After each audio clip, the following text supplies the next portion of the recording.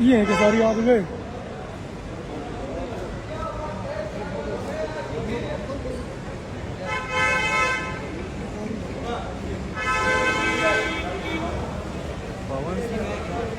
लखनऊ पहुंचते ही खेसारी लाल यादव का हुआ ज़बरदस्त स्वागत।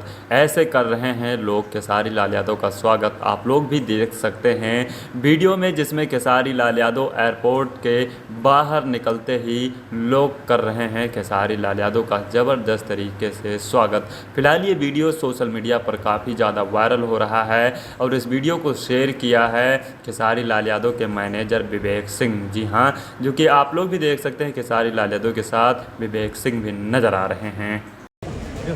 घेरा बनाओ, घेरा यार चल रहे हो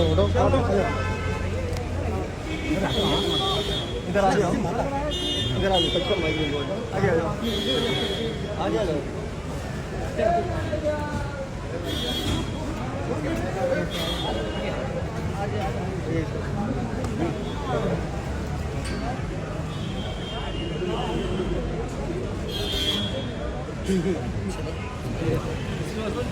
हटाओ यार तुम लोग।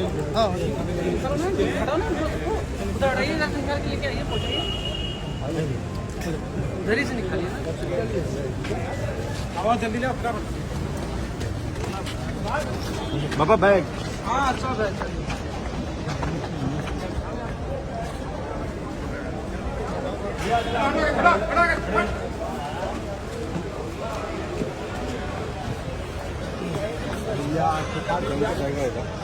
गाड़ियाँ जो हैं कुछ पार्किंग में लगी